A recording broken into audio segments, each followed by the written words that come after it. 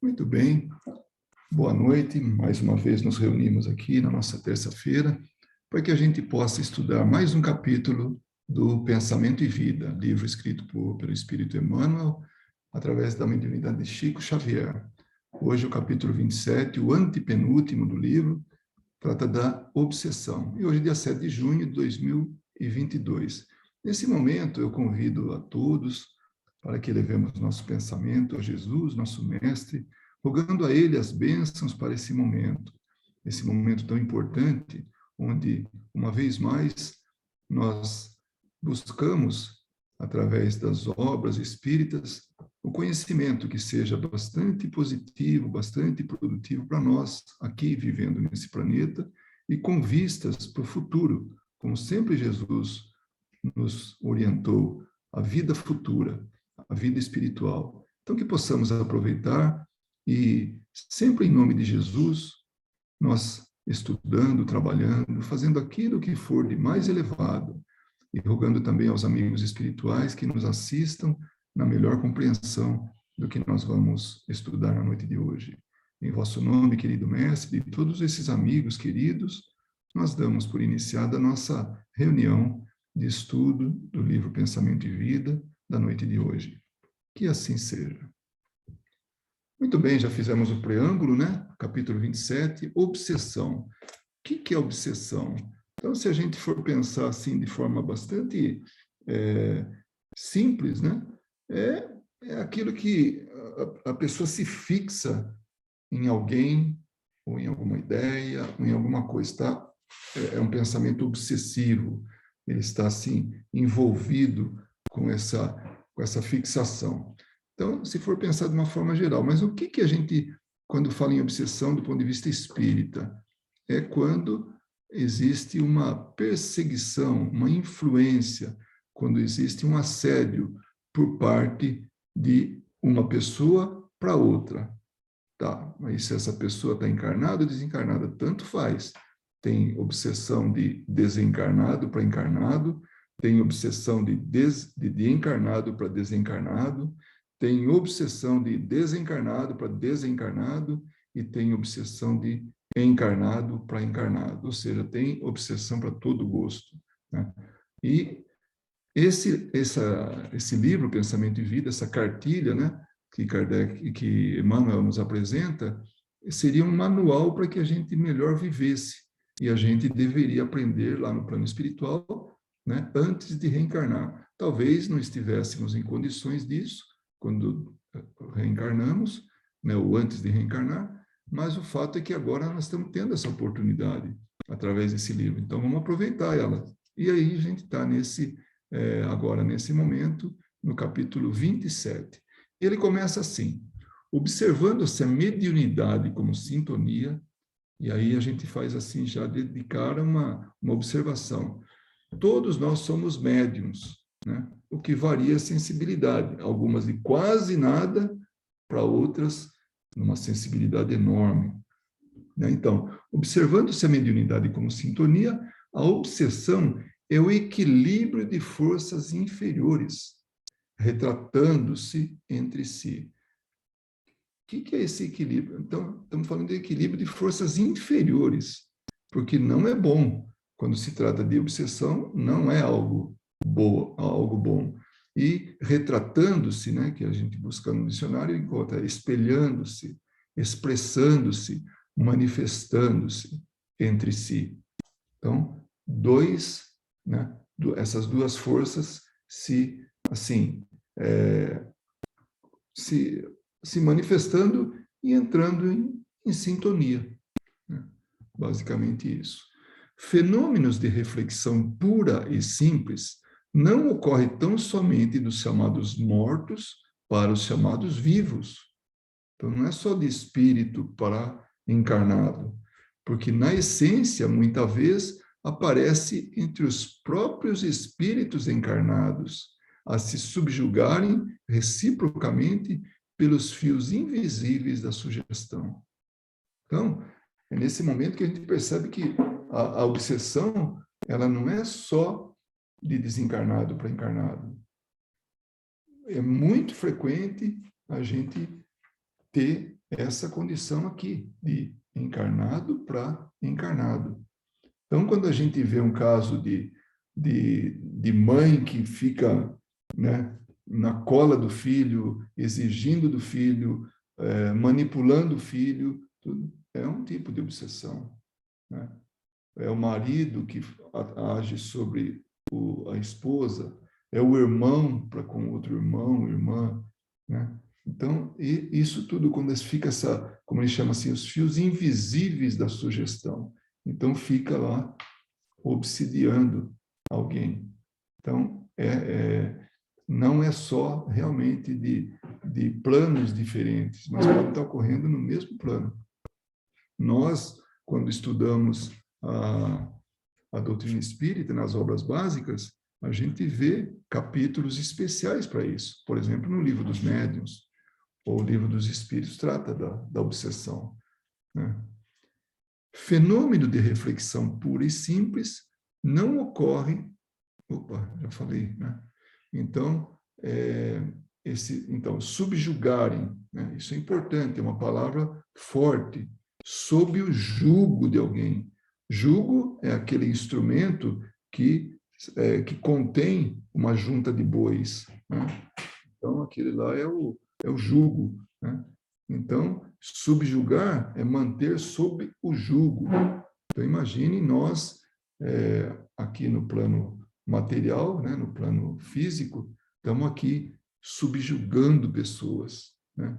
E elas, por sua vez, também nos subjugando. Então, fica esses fios bastante fortes, né, mantendo essa subjugação mútua, né, recíproca, e por meio dessa sugestão, né?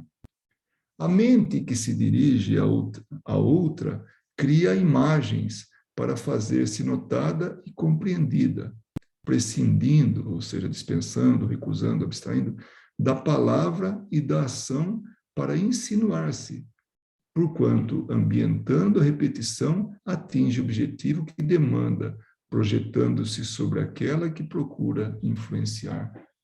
Então, a obsessão não tem nada de vocal, nada assim de que se manifeste fisicamente, mostrando-se, falando, apresentando-se. Não.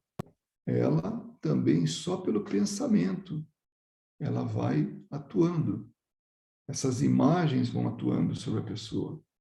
Então, ela está influenciando. E sem palavras, né?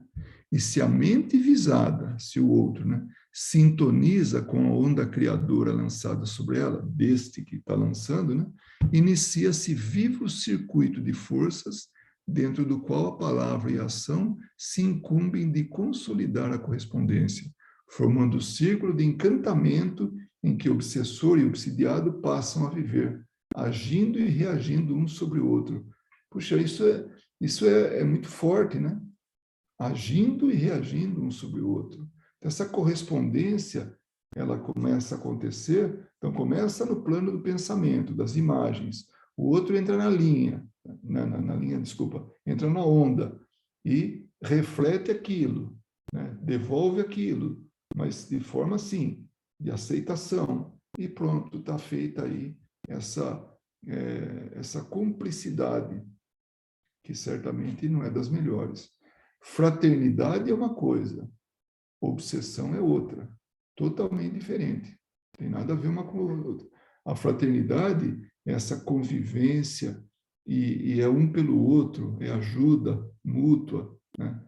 A obsessão é essa subjugação mútua, recíproca, né? Buscando dominar o outro, que um pode ter começado de alegre na história, mas depois ele entra na mesma onda, na mesma sintonia e acaba gerando essa união.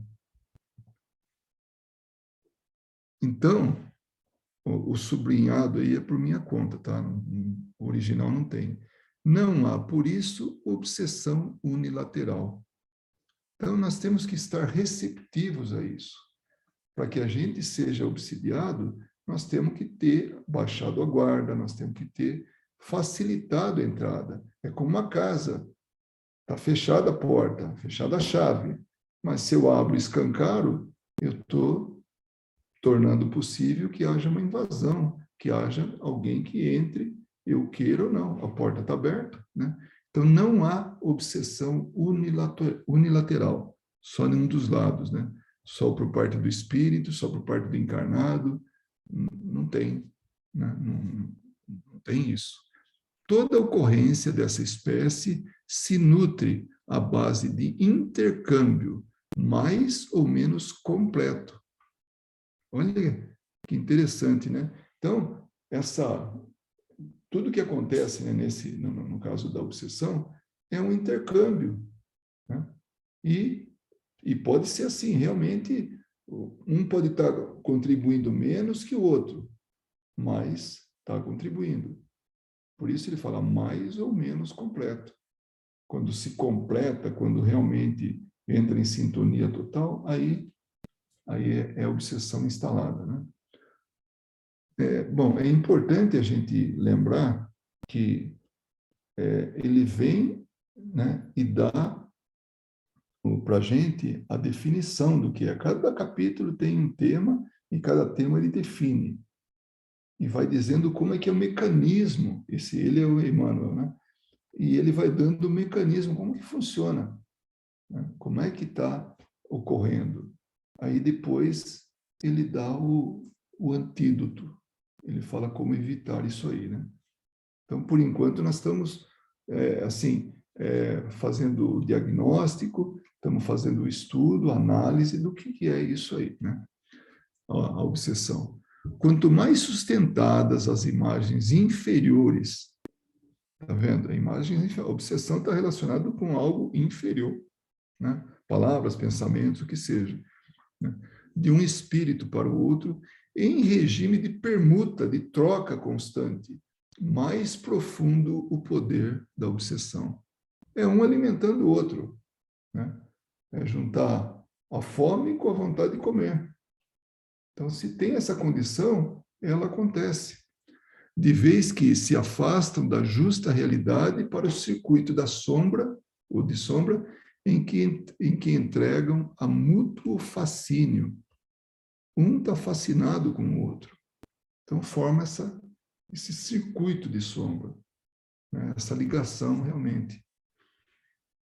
Que coisa, né? Lendo isso aí, a gente fala, que perigo que é o pensamento.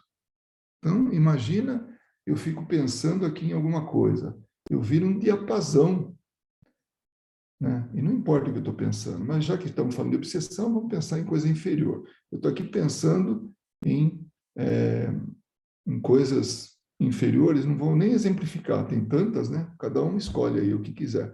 E fico pensando naquilo, e eu já começo a atrair aqueles que estão em sintonia comigo, que vão entrar em sintonia. E aí se instalam e ficam juntos. E aí um alimenta o outro. Eu projetando as imagens, projetando os pensamentos, e o outro recebendo aquilo, porque ele se é, satisfaz com aquilo, né?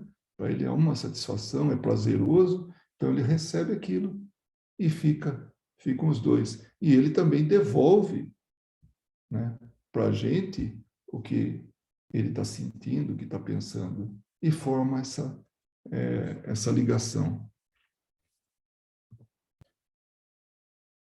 É o mesmo que se verifica com a pedra quando em serviço de gravação.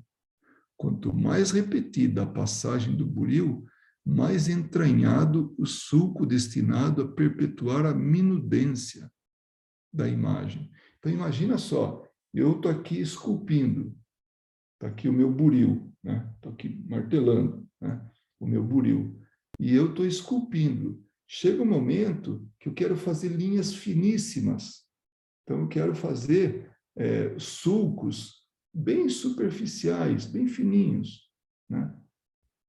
Então, é como se fosse isso. Quanto mais eu estou batendo ali, ao invés de ter a coisa superficial, vai adentrando mais e mais. Então, esse sulco vai ficando mais e mais profundo, que é exatamente o que eu não quero. Então, essa minudência, né? essa minúcia, essa coisa simples, pequenininha, vira uma coisa grande. Eu estraguei minha obra. Eu estava fazendo uma coisa muito delicada, mas eu fico repetindo, batendo, batendo, batendo, e aí eu vou profundamente nessa escultura, né? Na profundidade, e não é o que eu queria. Alguém quer falar alguma coisa? É que eu escutei um ruído no fundo, mas vamos lá. Lembremos-nos ainda do disco comum, disco, um LP, né? Que na época que ele escreveu, né? Isso era muito mais comum, né? Ainda não tinha o CD, não tinha a nuvem, não tinha nada disso, né? Então, lembremos ainda do disco comum, em cujas reentrâncias sutis permanecem os sons fixados para repetição à nossa vontade. É um outro exemplo que ele está dando. Naqueles sulcos onde a agulha passa e transmite o som, né, para o sistema aí que depois vai para a caixa de som, então aquilo está ali gravado, né, e repete quantas vezes a gente quiser. Muita vez, a mente obsidiada se assemelha à chapa de ebonite, que na verdade é o disco. Ebonite é o material que faz o disco, né? Arquivando ordens e avisos do obsessor. Não é interessante isso? Está sendo comparado à gravação que está ali. E o obsessor fica mandando a ordem, o pensamento, a imagem, o que seja, os avisos, né, para a pessoa que ele quer obsidiar, né, que ele tem por meta obsidiar. Notadamente, durante o sono habitual, quando liberamos os próprios reflexos, sem o controle da nossa consciência de limiar. Nossa, então até enquanto a gente está dormindo, né? Quando a gente não tem consciência e fala, vou parar com esses pensamentos. Ordens e avisos que a pessoa obsessa atende. Está havendo receptividade, né? Vem essas ordens, esses avisos, e a pessoa recebe aquilo. De modo quase automático. Nem pensa, vai recebendo. Qual o instrumento passivo, né, tal e qual, né, exatamente como instrumento passivo da experiência magnética, no cumprimento de sugestões pós-hipnóticas. Então, é como se fosse alguém hipnotizado, que vai recebendo o comando, né, e cumpre os comandos, as sugestões. É muito perigoso. Às vezes a gente não se dá conta, às vezes. Muitas vezes, né? A gente não se dá conta da importância dessa vigilância dos pensamentos, sejam de nós para com os outros, sejam de outros para conosco. Ah, e como é que eu faço para não receber mais isso? É não entrar na sintonia. Bom, eu estou me adiantando aí, mas vamos continuar ainda sabendo o que ele quer dizer ainda, né? O que ele está explicando, né, Emmanuel? Quanto mais nos rendamos a essa ou aquela ideia, quanto mais nós estamos assim permissíveis, né, ou permitimos, né, no imo de nós mesmos, lá dentro de nós, com maior força nos convertemos nela, a expressar-lhe os desígnios. Então a gente está à mercê disso, à mercê dessa obsessão. Então, quanto mais a gente se deixa levar, aí que a coisa se instala. É assim que se formam estranhos desequilíbrios que, em muitas circunstâncias, concretizam moléstia e desalento, aflição e loucura, quando não plasmam a crueldade e a morte. Talvez esse seja o parágrafo mais forte que tem nessa lição, né? Então, nós, sob efeito do desequilíbrio, né, a gente pode adquirir doenças, tristezas, aflições, loucuras. Isso quando não acontece de atingir alguém, ser alvo de crueldade, né? Nós promovermos a crueldade, ou então da própria morte, de outros ou da gente mesmo.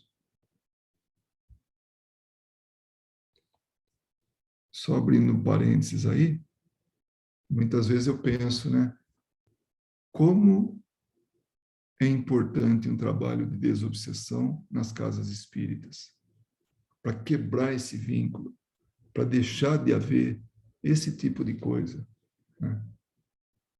E muitas vezes o medo faz com que as pessoas, né, os dirigentes, né, os responsáveis por quem fariam esse trabalho, né, ou mantendo assim a perpetuidade desse trabalho, né, não tomem essa deixa a coisa rolar, acaba e pronto, né, ou não faz e pronto. Toda obsessão começa pelo debuxo.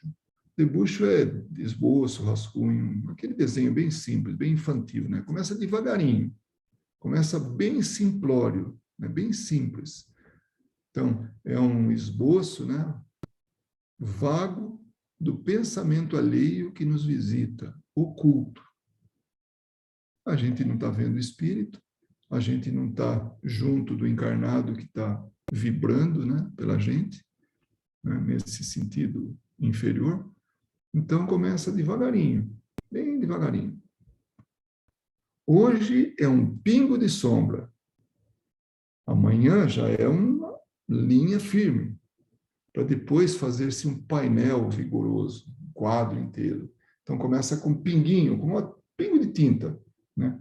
Como chama o pingo de sombra. Amanhã é um traçado, né? E depois a obra completa, um quadro, do qual assimilamos apelos infelizes que nos aprisionam em turbilhões de trevas. Olha, eu posso dizer que não é fácil e exige um esforço muito grande da gente. Mas a gente vê muita gente no fundo do poço, no buraco mesmo, porque não conseguiu o antídoto para isso, a firmeza, que nós vamos ver aí, né? E se deixou levar. Volto a falar, não é fácil. Porque a pressão espiritual, a pressão daqueles que convivem com a gente, que tem tantas paixões no meio, né, que tem tantos sentimentos não elevados, né, a pressão é muito grande, é difícil, mas nós precisamos reagir contra isso.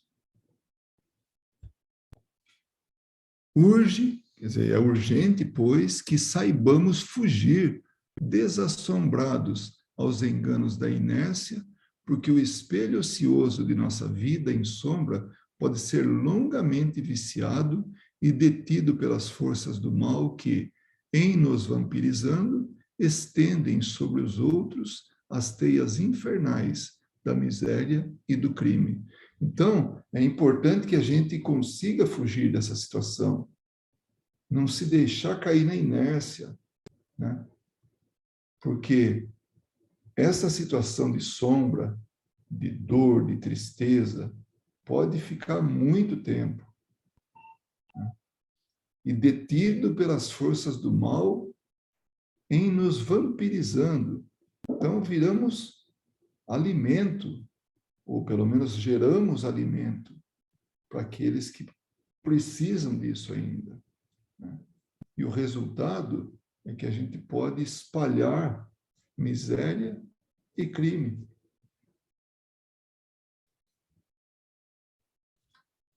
Dar novo pasto à mente, quer dizer, alimentar a mente, agora ele já entra no campo da gente resolver isso, né?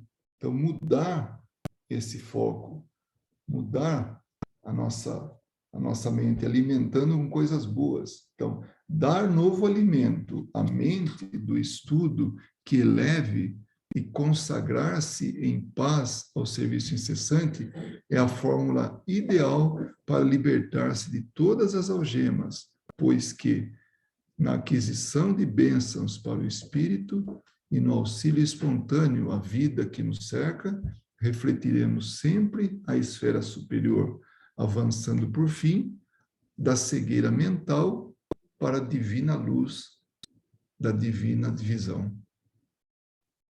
Então, o que ele fala com isso? É mudar esse pensamento, é estudar. O que é estudar? São leituras edificantes, né? Consagrar-se em paz ao serviço incessante. Então, promover a paz, trabalhar a benefício do próximo. Então, a gente vai estar se libertando disso e vai adquirindo essas bênçãos para o espírito, né? E para refletir a esfera superior, o que vem do alto, espíritos superiores, seus pensamentos, seus sentimentos, e para que, por fim, a gente deixe essa cegueira mental e parta para a luz da divina visão. Essa é a receita. Poxa, mas ele falou tanto do problema, claro, ele tem que explicar. Ele falou tão pouco da forma da gente resolver isso, porque não tem muito mais que falar disso, né? Muito mais do que isso. Agora, claro, a gente poderia adicionar o auxílio de um grupo sério espírita para romper isso, quando ele não consegue mais, chega um ponto que ele não consegue por si próprio, então ele vai em busca de ajuda de terceiros. E até ajuda profissional, mas tem jeito, né? Então era isso. No capítulo 28, que nós vamos tratar da enfermidade, eu não tenho a data ainda, mas logo vou ter, nós vamos tratar da enfermidade. Então, é um livro que desde 1958 vem realmente instruindo, ilustrando, sabe? Vem nos fazendo tanto bem. É um livro tão diminuto em tamanho e tão grande no conteúdo. Então, aquele que tiver essa possibilidade de estudar e ler Pensamento e Vida, já que seguramente não deve ter tido oportunidade de estudar no plano espiritual para vir para cá, ou talvez estudássemos, mas a gente não lembra muito dele, né? Então, aqui tá a oportunidade.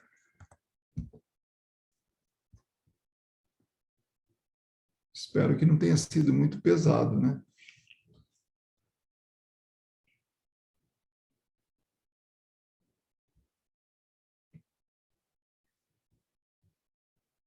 Alguém já ficou com um pensamento, assim, uma ideia fixa? Com certeza, Luiz. E pode perceber também o quanto é fácil ficar com uma ideia fixa. E essa ideia pode ser até culpa. Não precisa ser exatamente algo assim que a gente queira, algo que a gente se ofendeu, algo, sabe, um pensamento torto aí. Não, pode ser culpa.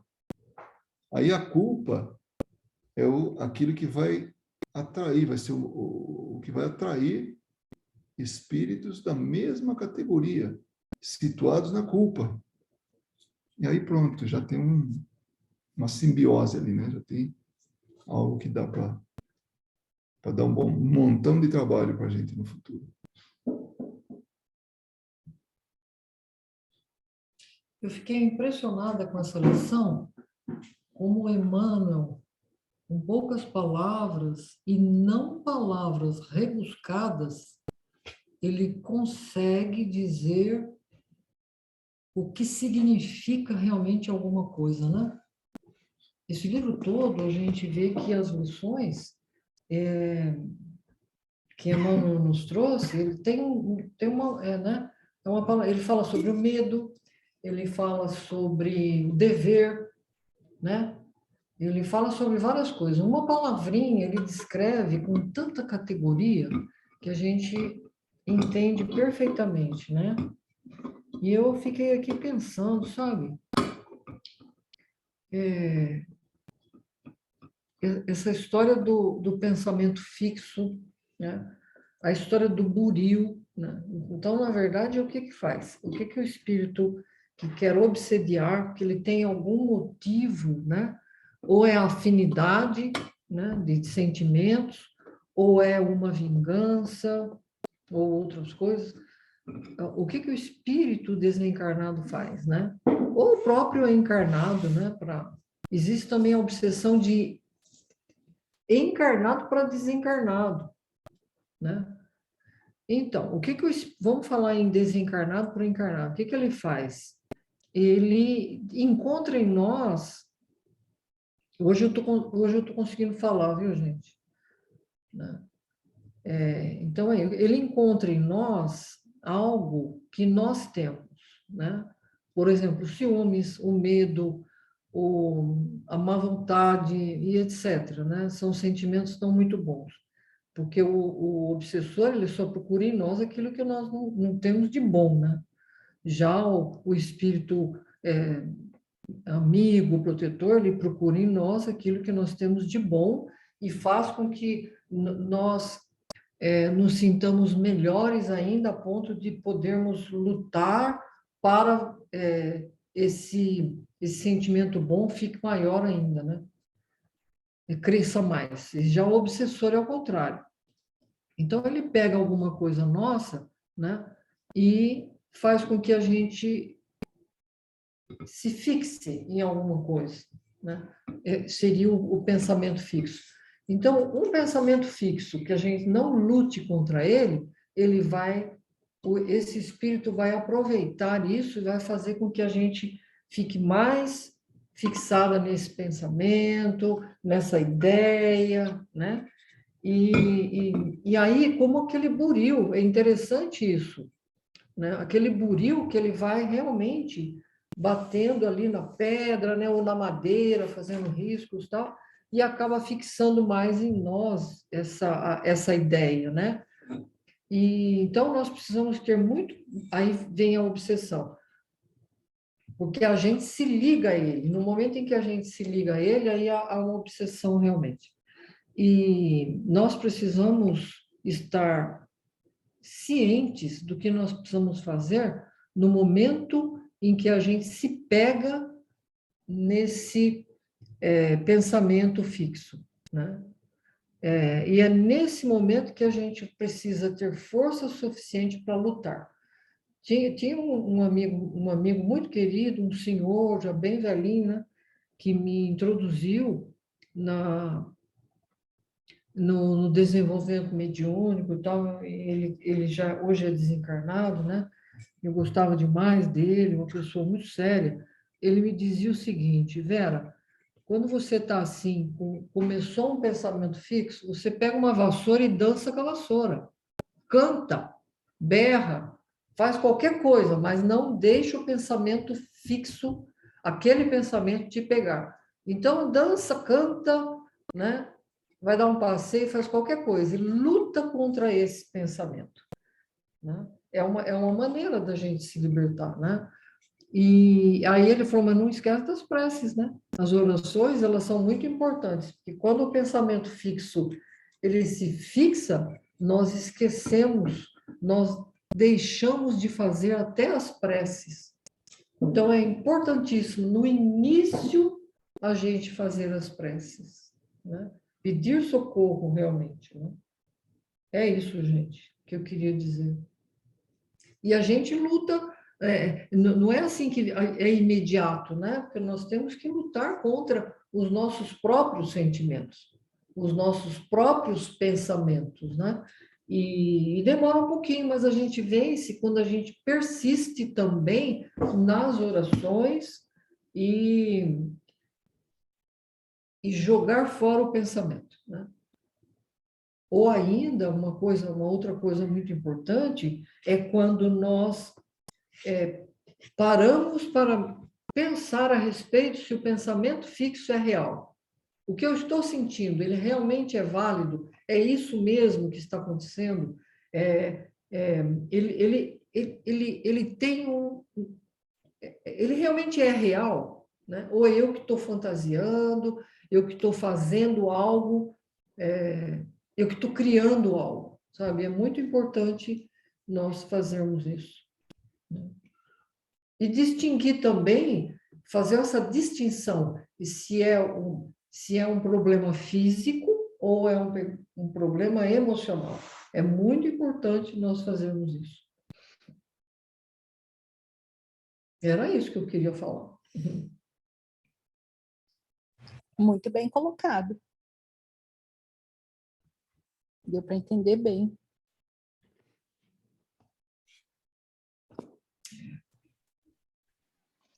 Bom, deixa eu fazer um comentário. Assim, dentre muitos assuntos da doutrina espírita, esse é um dos que mais me interessa. Mas é um dos que eu mais leio sobre, né? Bom, claro, né? Emmanuel sempre coloca, como a Verinha disse, muito bem colocado em palavras menos rebuscadas de uma forma direta. Porém, o assunto, né? A obsessão é de uma complexidade da qual é simples, teoricamente, de entender, mas existem muitas nuances, muitas questões, né, a serem trabalhadas, né, principalmente no mundo que a gente vive, né, onde a predominância ainda é do mal. E aí eu, né, acho interessante também ressaltar que muitas vezes, né, quando a gente vê histórias sobre, principalmente pessoas que vêm buscar ajuda em relação a isso, sempre se colocando em, não que a pessoa coloque, mas às vezes por não conhecimento também do grupo da pessoa que vai ajudar, colocam em situação que existe uma vítima e existe um culpado. E é muito importante entender que nessa relação não existe vítimas ou culpados, né? Não é como se fosse um tribunal que aquele está fazendo mal para aquele outro, ou vice-versa. E como a Veria muito bem colocou, e eu acho que é importante ressaltar isso, que isso acontece devido às nossas características morais, né? Ainda os nossos níveis morais. De uma forma muitas vezes sutil, quer dizer, na maioria das vezes sutil, e daí pode escalar né, em situações muito mais complexas e difíceis de lidar. Então, eu acho que uma primeira coisa, quando as pessoas começam a aprender sobre isso, e começam a se questionar e ficam com medo, sabe? Ah, meu Deus, pensei uma coisa errada, ai, briguei com alguém, ai, agora eu vou ser obsediado, que não é exatamente neste processo. Eu lembro uma vez de uma palestra interessantíssima sobre isso também, que a Nath Guimarães deu, sobre as nossas oscilações, né? Que nós, no dia a dia, como ser humanos imperfeitos que somos ainda, espíritos imperfeitos, temos oscilações, né? Nós não estamos felizes os 365 dias do ano, 7 dias por semana, 24 horas por dia, né? Pensamentos bons, elevados. Nós oscilamos conforme as situações da vida, né? Porque ainda temos muitas dificuldades em lidar em certas situações, dependendo da dificuldade que nos encontramos. Porém, essas oscilações, elas se dão para uma pessoa que, teoricamente, está vivendo uma vida normal, entre aspas, que eu digo, né? Ou seja, dia a dia normal de uma pessoa que às vezes vai ficar feliz, triste, com raiva, enfim, elas vêm com pouca frequência. Quando essa frequência ela aumenta, né, sendo, a gente está falando aqui de obsessão, vamos falar agora da frequência baixa, né, das questões de desequilíbrios emocionais, ela abre muito espaço, na grande maioria, para aqueles que se comprazem com o mesmo tipo de energia. Então, pensando por este lado, e como né, na grande maioria das vezes, com exceções também de outras questões, nós é que somos, se pensar bem, o culpado por aquilo que está acontecendo com a gente e deixarmos, né? Então, é interessante de entender que essa questão do pensamento que o Emmanuel sempre fala, né, na grande maioria das vezes nesses capítulos, principalmente no Pensamento e Vida, é simplesmente sobre administração única nossa. Não existe uma outra pessoa que pode administrar a não ser nós mesmos. E aí, com este conhecimento, né, que nós temos, nós ficamos mais alertas, né, em relação aos pensamentos. Mas eu sempre acho muito importante pensar assim, porque eu já vi, né, casos, já me deparei ao longo da vida casos de pessoas e tipo, nunca tinha me tocado, né, mas de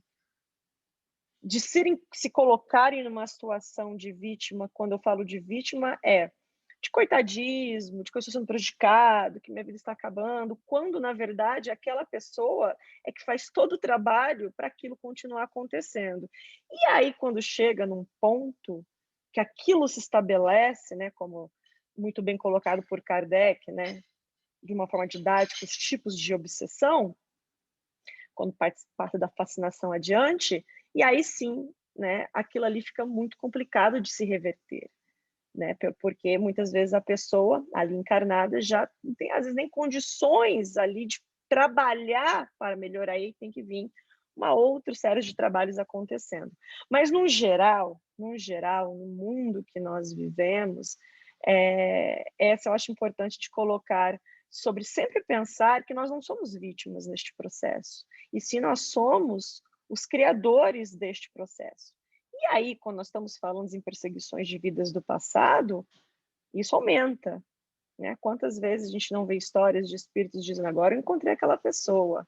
Como será que ele encontrou aquela pessoa? Encontrei aquele que eu estava perseguindo, encontrei aquele que eu quero me vingar. Então, existem maneiras também desses espíritos se conectarem com aqueles que eles querem encontrar. E como eles se conectam? Como é que funciona? E aí, Luiz e Verinha, emendando isso que eu falei, eu tenho uma pergunta. Que aí também eu pensei neste processo. Bom, vamos lá. Me veio na cabeça, eu falei, bom, né, tudo que você estava falando aí no estudo e seguindo, né, os parágrafos, e aí eu pensando, né, tudo que eu já li sobre obsessão, que eu já vi, né, na verdade, assim, também, ao vivo e a cores, e aí me veio, né, um exemplo que todo mundo aqui conhece, mas eu nunca parei para pensar por este lado, e é uma pergunta, por um exemplo. Bom, sabemos que a obsessão, ela se dá em vários níveis, e atraímos pelos nossos pensamentos e atitudes tudo aquilo que está em nossa volta, seja bom ou ruim. Bom, são fatos. Pegando o exemplo do Divaldo, que teve por muitos anos um obsessor, e pensando que ele era um homem que trabalhava extremamente para o bem, e que não que ele é perfeito, ele não é.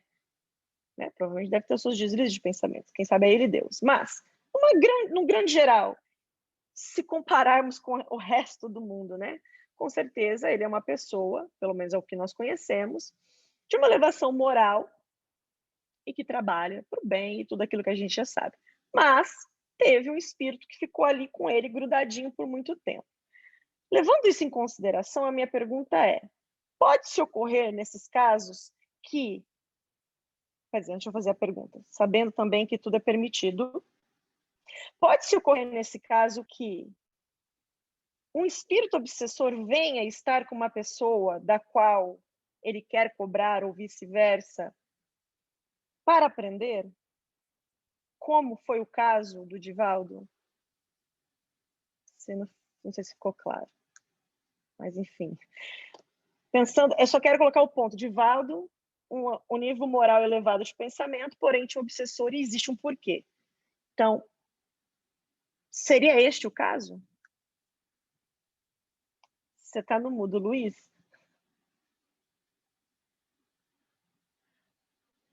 Luiz, você está no mudo. Agora fala tudo de novo. Você quase que respondeu, praticamente respondeu, né, a pergunta. Ou seja, ele estava junto para aprender.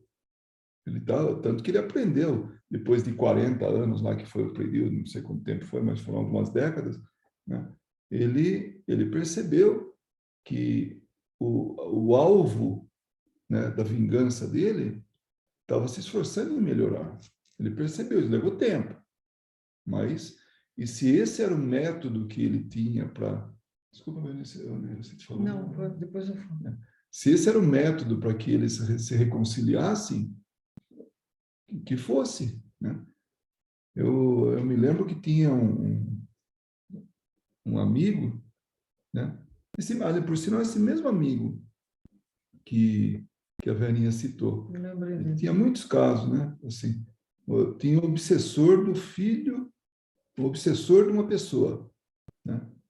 E ele falou assim: eu vou dar uma prova do meu poder, né? E colocou né? Eu vou colocar a mão na cabeça do seu filho, né? E ele Na manhã seguinte, o menino acordou com umas fitas assim, descoloridas do cabelo. De uma mão. Como uma mão, assim, né? E, bom, esse era, assim, a evidência de que ele era um perseguidor. Hoje, eu conheço esse espírito, né? Porque eu conheci a história dele lá tudo, e ele é um excelente trabalhador. Então, tem um jeito dele aprender. Se o jeito é esse, que ele tinha que estar ali, obsidiando e ao longo do tempo, tudo, se é esse o jeito, que seja. Então, sim, aprenda junto. E é permitido, porque o obsidiado tem, no caso do Divaldo, vai que você exemplificou aí, ele tinha qualidades, ele tinha como suportar isso. Apesar de que, em algum momento, quase que ele cede. Quem assistiu o filme, que é baseado na vida dele, né? Na biografia dele, tudo, nas experiências dele, quem assistiu o filme, ele estava para se matar. Se fosse isso para se livrar do obsessor, ele se mataria, né? Cometeria o suicídio. E ele ouviu outros espíritos pedindo para que não, e ele acabou não se matando. Mas ele prolongou, ele era jovem, e ele prolongou. Então, ele tinha realmente essa capacidade para segurar o rojão. Você chegou agora ao ponto que eu fiquei nessa parte que eu fiquei, assim, como que virou uma questão, né? Porque isso não poderia acontecer com todo mundo, certo? Então Talvez aí comigo não funcionasse. O meu exato. obsessor conseguiria o objetivo dele, não sei. Não, então, porque então isso não viraria 100% uma regra, entendeu? Assim, o ponto que eu queria chegar, porque ele tinha uma pessoa, um espírito que queria prejudicar ele de alguma forma e acabou assistindo a vida dele por longos anos no trabalho do bem, da caridade, e por uma situação específica, acabou cedendo e seguindo o que ele tinha que seguir, o caminho dele. Mas, neste caso, é o que eu fiquei pensando, é porque o Divaldo, por mais que quase, né, que ele sucumbe, ele era preparado, né, para aquele tipo de situação, né, o que talvez não aconteceria com a maioria das pessoas. Então, a minha questão foi essa, de uma pessoa trabalhando no bem, tendo um obsessor da qual prejudicasse, não prejudicasse em termos de fazer ele virar numa situação de fascinação, porque ele tinha essa consciência, né, que tinha ali um obsessor, mas da questão do aprendizado, porque assim, no geral, todos aprendem, mesmo aqueles que não têm a noção disso. No geral, de alguma forma, todos aprendem, mas é interessante olhar por este parâmetro também, né? E aí me veio, eu assim, já sei, todo mundo aqui, né, sabe dessa história já, mas nunca parei para olhar neste prisma, né? Sobre, sim, fica aí 50 anos, 30 anos da vida, mas são para aqueles, talvez, espíritos encarnados que estejam prontos, né, para entrar num caminho, para que possa ensinar, né? Sueli, você falando, eu fiquei pensando no seguinte, você já imaginou que tipo de obsessor era esse que influenciava Divaldo? Para a condição do Divaldo, devia ser, não é esses que obsediam a gente, que uma prece resolve, uma mudança de pensamento nosso resolve. O Divaldo, ele, moralmente, é uma pessoa, a gente não pode dizer nada, hein? Pensa bem, né? Pelo conhecimento que ele tem, pela vida que ele demonstra, pelas ações dele e tal. Então, o obsessor dele deve ser um daqueles muito trevosos, muito trevoso, muito trevoso. E mais, uma coisa muito importante a gente saber na obsessão. A obsessão é permitida quando a pessoa está preparada para haver essa... No caso de vingança, no caso de coisas de vidas passadas, eu estou falando, tá? Então, nós só vamos ser obsediados quando nós estivermos prontos. Jesus não iria permitir uma maldade tão grande dessa com os irmãos que ele tanto ama. Então, nós estamos preparados quando nós somos obsediados, embora nós é que nos ligamos a eles, nós é que fazemos, vou falar assim, um chamado, nós é que chamamos, pelos nossos pensamentos, atitudes, etc., né? Um desvio da nossa atitude, porque nós não somos ainda espíritos constantes numa linha reta de moralidade, de pensamento equilibrado, nós oscilamos ainda. Por isso que nós estamos aqui encarnados, né? Nós oscilamos muito. E nesse oscilar, mesmo que seja um pouquinho, nós captamos o pensamento desse que quer se vingar, desse que nós fizemos o mal, né? Falei em duas frases, falei a mesma coisa, né? Ou ainda desse que se afiniza conosco pelo que nós estamos pensando, vivendo, né? Sem haver uma vingança aí, né? Mas só acontece isso quando nós estamos preparados para receber essa influência. E mais importante, acontece a obsessão quando o espírito está pronto para ser auxiliado, mesmo que seja por anos, como foi Divaldo. Alguma coisa ia fazer com que ele cedesse na maldade, no mal que ele tinha dentro dele. Na verdade, é isso, né? Entendeu? Deu para entender? Não, sim. Uhum. Não, permitido quando nós estamos prontos e, acima de tudo, quando nós estamos prontos para o aprendizado também. É necessário nós questionarmos o porquê de haver essa influência, de a gente estar vivendo tal coisa, né? E nunca se sentir culpado, embora nós saibamos que nós é que atraímos, né? Tudo isso nós sabemos, mas nunca se sentir culpado, lembrando que nós estamos em aprendizado. Para nós é difícil essa linha contínua no pensamento do bem ainda, né? Nós somos fracos ainda na moral, né? Então, a obsessão... E muitas vezes, como médium, agora eu vou dizer uma coisa que eu aprendi durante essa caminhada toda.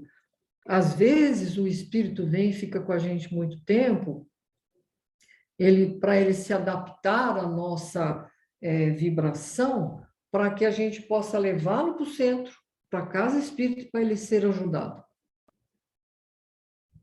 Então, às vezes, você passa semanas ruins, porque ele é trazido, né? Não é obsessor, não é... Mas ele faz a gente se sentir mal, que a gente acaba achando que é um obsessor, né?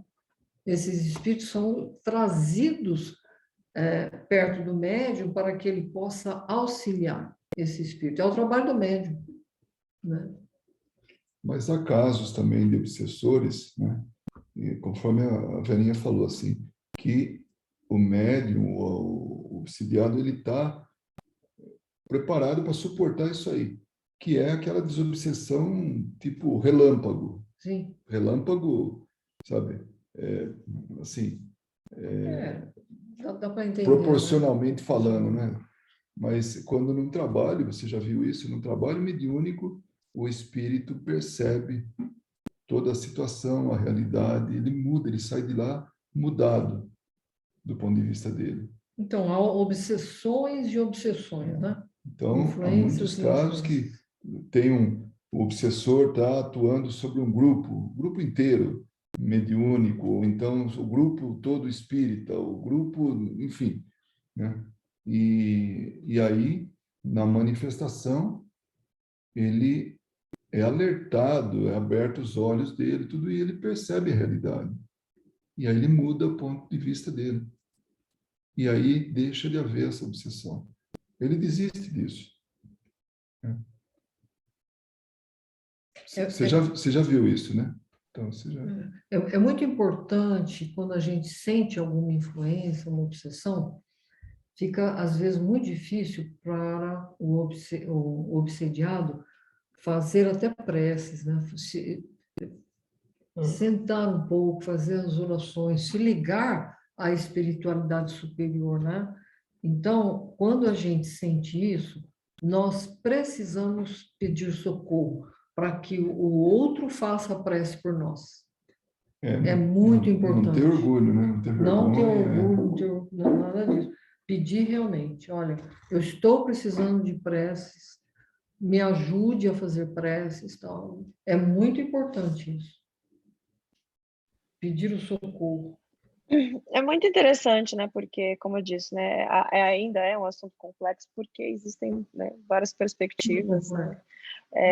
Assim, quando, igual um médium, né, igual você mesmo falou, Verinha, as percepções são mais ostensivas, eu digo, né? As percepções são outras, né? As percepções são maiores, né? Quando você tem o conhecimento, né? Eu fico às vezes pensando aqueles que têm o mesmo tipo de mediunidade sem o conhecimento, né? E as obsessões, elas se dão em várias escalas, várias situações, enfim, em vários âmbitos, pelo simples fato de que nós estamos nessa constante oscilação e muitas vezes escolhemos, né, os caminhos, por mais inofensivo que pareça, para nós, são caminhos que podem nos levar a consequências tortuosas e difíceis, né? Então, exatamente, desde o ambiente que nós estamos, as coisas que nós lemos, assistimos, as pessoas que conversamos, o que falamos, e isso tudo, né, uma indução do pensamento, da qual, quando, né, eu sempre lembro do Luiz falando, eu não me lembro quem que era que o Luiz falou, que tinha uma moça aqui, uma pessoa, né, que participava do estudo e falou quando descobriu que os espíritos estão em todos os lugares, existiam. Foi fácil, ela resolveu isso. Não quero mais ouvir falar nisso. E é interessante pensar, porque é aquela coisa. É a mesma coisa que nós tivemos no meio de vários encarnados, assim, numa sala cheia de gente, está todo mundo encarnado e cada um conversando o que quer. Aí um de nós gritamos, nós vamos chamar a atenção. Né? E todos os outros vão nos conectar com a pessoa que gritou. Quem que as pessoas chamam a atenção? É a mesma coisa com o nosso pensamento, só que imagine como é para aqueles que nós não vemos. Eles estão em todas as partes, em todos os momentos, em todos os lugares. Então, o jeito que Emmanuel sempre aborda a questão dos pensamentos, eu acho assim, de uma maestria.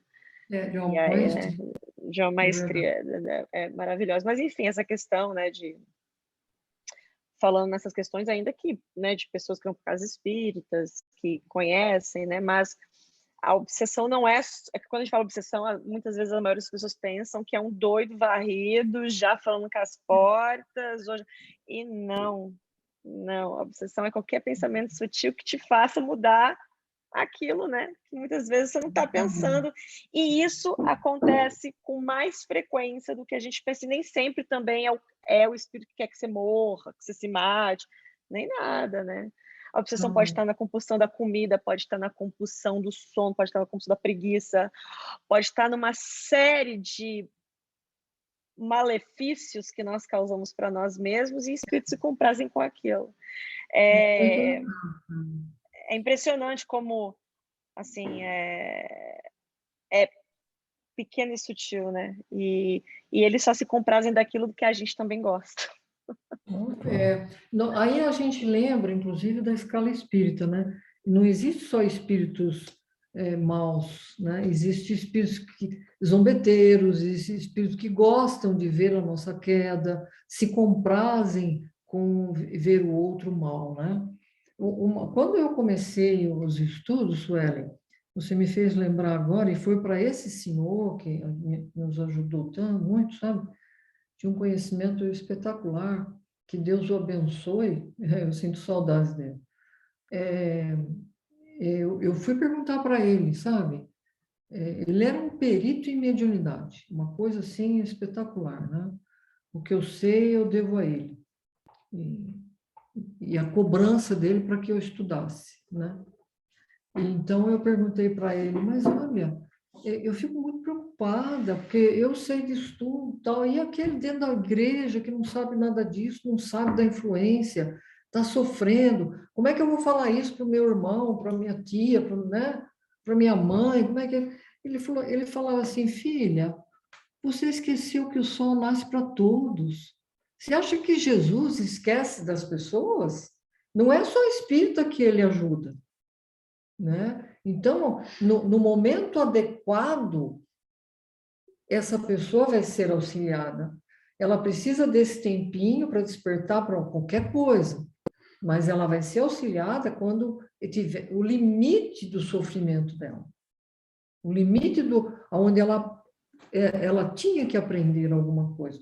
O sol nasce para todos, é assim, né? Então, todos somos ajudados. O espírita tem uma vantagem muito grande. O conhecimento faz com que ele busque ajuda mais rapidamente. E mesmo assim nós esquecemos, né? Esquecemos e nos deixamos prolongar com a influência, com a obsessão, seja ela de que espécie for, né? Porque, olha, esse assunto vai longe. E você disse que você gosta muito de... A mediunidade, para mim, é um assunto que eu adoro mesmo. Já estudei bastante, tenho muito que estudar ainda, sabe? Mas é um assunto que me fascina também, né? Mesmo porque se eu não estudasse mediunidade sendo médium, não sei o que seria de mim, né? Ah, é. Então, Como diz aí, né, o Haroldo, estaria aí, provavelmente, né? Eu falo pro Tiago, estaria aí. Mas pois que é internado. exatamente. Louco. Infelizmente é assim. Mas é exatamente isso. Mas esse que esse senhor te falou é realmente isso. E só para terminar, tem um caso que eu lembrei, né, para ilustrar a realidade que você falou. Isso aprendi em termos, né? Mas eu fui ter essa noção da realidade muito tempo depois. Que tem um caso, né, de um tio que já desencarnou há alguns anos atrás. E é exatamente, né? O sol nasce para todos, nós temos as escolhas. Enfim, ao longo da vida dele, não fez as melhores escolhas nem para com ele, nem para com os familiares, e acabou, né, numa situação de demência. E só que era uma demência que veio de uma forma muito rápida, sabe? E só que essa parte da minha família, né, até a irmã da minha mãe, ela é testemunha de Jeová, então não tinha possibilidade de nem pensar em falar alguma coisa em relação a isso, estaria ferindo, né, as questões dos quais eles acreditam, enfim. E eu lembro meu pai nessa época, ele conversando, né, até a Marina vai saber, a Aninha, né, porque ele é, eu não falo que ele é ainda muito amigo dela. E aí ele, quando encarnado, ele foi falar com ela, e foi muito interessante que fez mais ou menos o que ela falou, né, de contar a situação. Meu pai falou, olha, na verdade é um caso físico que desenvolveu, que, né, ali tinha que desenvolver, mas ele aumentou o débito ali, e aí aqueles que já procuravam ele há muito tempo acharam. E ali é um caso de 3 entidades que estão ali há muitos anos esperando, né, a derrocada para acabar de... Enfim, ele terminou de uma forma muito lastimada, era assim, uma pessoa vegetativa, e era muito triste, e era um processo obsessivo muito sério. E aí meu pai, né, mesmo com conhecimento, tinha essas questões, né, meu Deus, não tem conhecimento de nada, não posso a gente pode dar um passo, a gente não pode nem pensar, né, talvez, né, aliviaria muito. E foi isso, né, que a Aninha falou, em outras palavras, né, que o sol nasce para todos, Jesus não desampara. E que tendo este conhecimento, principalmente nós, e sabemos de pessoas de fora que passam por situações assim que não fazem nem ideia, ou talvez nem querem buscar esse tipo de ajuda, a melhor ajuda é fazer as nossas orações por eles, né? Que também é uma forma de ajuda. E ali, né, ali, no caso do meu tio, ele estava passando aquilo que, mais uma vez, né, não tinha as vítimas ali, né? Ele estava passando aquilo que ele plantou. E, infelizmente, as entidades que também ainda não tinham, não estavam despertas ainda para outros caminhos, enfim, junto à fome com a vontade de comer. Mas é como você disse, né, Darinha, são, né, um papo que dá para fazer aí, né, que tem de seminário com esse assunto não tá, e material para estudar, mas é isso. Eu tenho uma pergunta.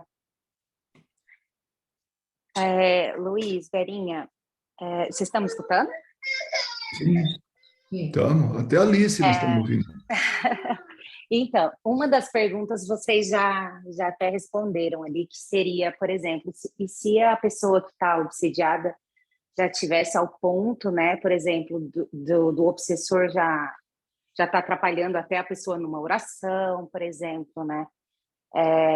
E daí a Verinha comentou, né, no caso, pedir uma ajuda, ou pedir para terceiros, que às vezes a obsessão já está muito, sei lá, num estágio muito grave, né?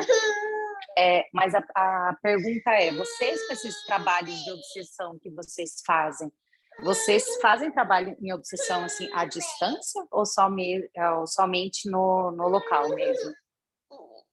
Não existe distância. Não, Então, não a existe. pessoa pode estar junto. Nós já trabalhamos casos de pessoas que estiveram no centro, né? Mas porque eram trabalhadores, né? Um dos trabalhadores estava num processo obsessivo, então ele participou ali, tá? Porque ele tinha conhecimento e também faz parte do trabalho e não tem nenhum inconveniente dele saber o que está acontecendo. E, claro, cada trabalhador que passa por isso, quando passa, né? Ele tem a descrição até do pensamento, tudo, ele tem um controle disso. Então, e até um exercício é bom, isso aí não tem nenhum problema. Já uma pessoa que não sabe de nada, colocar dentro lá vai piorar a situação. Mas, então, seja vivendo no próprio local, ali na mesma cidade, ou à distância, qualquer que seja a distância, não tem problema nenhum. Nós, esses dias, só para ilustrar, agora, há pouco tempo, uma amiga muito querida, católica, assim, roxa, mas que ela já precisou da ajuda nossa anos atrás, ela e o marido, e a gente conseguiu ajudar ela, e agora ela pede ajuda para a irmã dela, né? E ela falou, olha, vocês mostraram para mim que é possível ajudar tudo, então estou buscando ajuda com vocês, né? Nós estamos buscando ajuda. E ela mora no estado de São Paulo, e nós vamos trabalhar para ela. Então, não tem distância. É impressionante, assim, até foi interessante. Você viu a pergunta lá do rapaz, por que não ajuda as pessoas aqui do local, né? Como se só precisasse, se fôssemos bairristas. Já não tem mais espaço. Cada dia mais a gente percebe que espaço não é limitante. Esse médium que você viu falando lá, o Sérgio, né? Ele trabalha num grupo que faz curas à distância, né? Então, esse grupo, ele faz... Então, imagina, não precisa nem ir lá para receber o benefício da cura. Em casa, se prepara ali e tal, vai. Então, num caso desse, o que a gente orienta? No momento do trabalho, faz uma prece, se liga na gente, não conhece o local, tudo, mas pensa na gente. Porque é realmente uma ponte que acontece entre você e os trabalhadores naquele mesmo horário. A prece é muito importante, né? Tem gente que nem sabe, quando hoje nós falamos isso, né? Nessa exposição de hoje, tem gente que nem sabe que está sendo beneficiada e resolveu o problema. Então, porque alguém falou, puxa, ajuda ela está precisando, ela está num processo obsessivo. O pedido foi sincero e a pessoa mereceu, né, a ajuda. Então, o que a gente pede? Pede o nome, tudo, e vai lá e ajuda. E se a pessoa fica sabendo, o que vocês fizeram? Fizemos preces, buscamos auxílio através da prece, porque não vai falar para ela, não tem conhecimento nenhum. Não vai poder falar para uma católica, né, Sueli? Para um evangélico. Vão correr atrás da gente. Mas sim, viu? Se tiver precisando de algum caso assim, depois a gente conversa a respeito. Mas, Marina, também, só para acrescentar também, mesmo que ninguém dê nenhum nome para o nosso... Nenhum, pode dar nenhum nome, ninguém se proponha a falar assim, ajuda fulano ou ciclano, mesmo que a gente não tenha ninguém para ajudar, que a gente conheça. que, né, na maioria das vezes acontece, a gente sempre tem alguém que a gente pensa, mas vamos supor que a gente não tenha. O grupo dos espíritos que, né, que são os verdadeiros trabalhadores, né, que administram essas sessões, sempre trazem aqueles que precisam ser ajudados. Ou seja, trabalho nunca vai faltar. Pode ser que nunca a gente receba um nome para colocar num caderno para fazer uma vibração.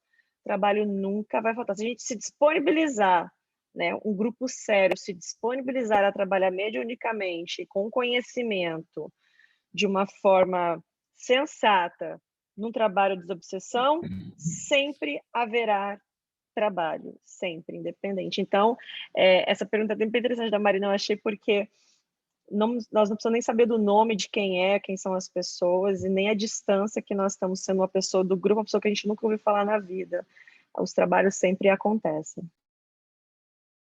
Ai, que bacana. Obrigada, gente. Nossa, eu nem tinha ideia disso mesmo. Obrigada mesmo.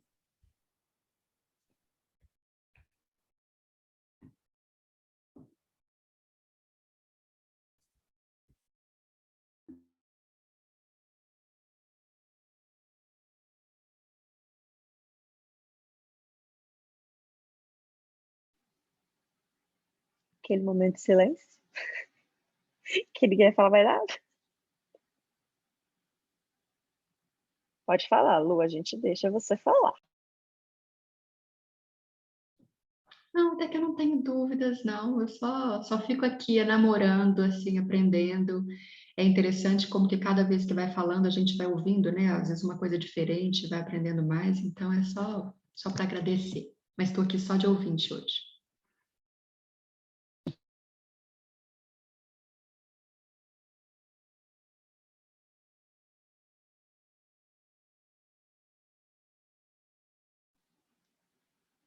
Bom, Luiz, Clarinha, vocês que só sabem. Mais alguma coisa? Comentar, se ninguém for falar? Então, nós fazemos o encerramento, então. Desculpa, o que eu estou sentindo são os amigos espirituais aguardando as preces para os obsediados. Então, vamos lá, então.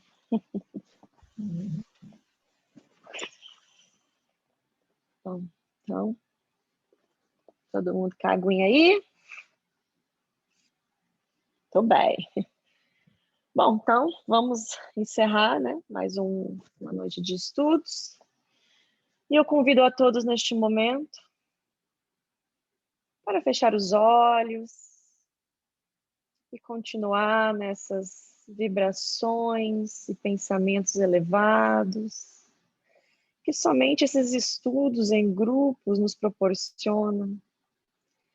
Agradecer aos amigos espirituais e mentores deste trabalho, deste estudo, que estão sempre no mesmo horário aqui conosco, para nos auxiliar, para nos ajudar, nos intuir, para colocar no ambiente essas energias de paz e de amor, aqui neste momento podemos sentir, proteger o ambiente onde nós nos encontramos e a todos que estão em volta. Aos amigos também que aqui vêm, como nós, estudar, para que todos nós possamos sair um pouquinho de cada estudo desse, com os pensamentos abertos, para que possamos não somente compreender, mas colocar em prática tudo aquilo que estudamos da melhor forma. E com os pensamentos elevados e conectados com os amigos, os nossos mentores, os trabalhadores do Cristo, o principal agradecimento é a Deus, nosso Pai, que nos permite estar aqui, e a Jesus, nosso irmão. Agradecer por essas bênçãos que recebemos no momento do estudo, essas energias que revigoram o nosso espírito e o nosso físico. Agradecer pelos irmãos trabalhadores que colocam em nossas águas os remédios necessários para o espírito e para o corpo. Pedir a esses irmãos que recolham essas energias que aqui produzimos, essas energias de amor, de bem, de paz, e que levem também para aqueles necessitados, para todos aqueles que precisam, sejam eles necessitados de qualquer ordem. E hoje, aqui estudado, uma das mazelas mais graves, por assim se dizer, que é a obsessão, ainda tão predominante neste planeta de provas e expiações, de todos os irmãos, incluindo nós mesmos, que ainda estamos caminhando nessa estrada do processo, do progresso, que muitas vezes caímos, machucamos e nos machucamos. E assim ferimos os nossos irmãos, que por muitas vezes se tornam contra nós a ferir. Aqueles que ainda também não compreendem a situação que se encontram e trabalham diariamente em um processo destrutivo para si e para o próximo. A Jesus, a sua eterna misericórdia, aos amigos trabalhadores da seara do bem e do amor, que lidam com isso todos os dias, que se encontram, não somente aqui, junto de nós, os encarnados, para estender as mãos, quando nos deixamos nos levar pelos pensamentos mais obscuros, mais destrutivos, e quando esses pensamentos acabam se refletindo nas ações que destroem a nós e aos que estão em volta. A esses irmãos também que trabalham nas zonas umbralinas para conter essas dores, pedimos ao Pai Celestial e ao amado Mestre que continue dando forças para que cada um deles levem consigo o amor ensinado pelo Cristo da caridade e da humildade para cada irmão. Que possamos nos proteger e proteger aqueles que amamos, mas sem esquecer também de todos os outros irmãos. Pedimos aqui neste momento para aqueles que sofrem com os pensamentos obsessivos, com as investidas desses irmãos ainda que trabalham para o mal, mas também a Jesus eu peço, neste momento, aos irmãos que obsediam, a esses também, porque não é somente aqueles que são atingidos pelo mal, por assim dizer, mas também para esses que o atinge. A eles eu rogo ao Pai, para que se façam presentes os irmãos de luz nesses ambientes da qual esses irmãos trabalham, em todos os âmbitos, e os ajudem com muito amor e paciência a mostrar outros caminhos, outras oportunidades, outras escolhas. A dor, muitas vezes, demora muito a passar, mas mesmo assim, ainda na dor, podemos fazer escolhas diferentes. E que Jesus abençoe esses irmãos, porque a todos, aos olhos do Pai, são amparados com amor e carinho, mas ainda nem todos estão preparados a seguir novos horizontes.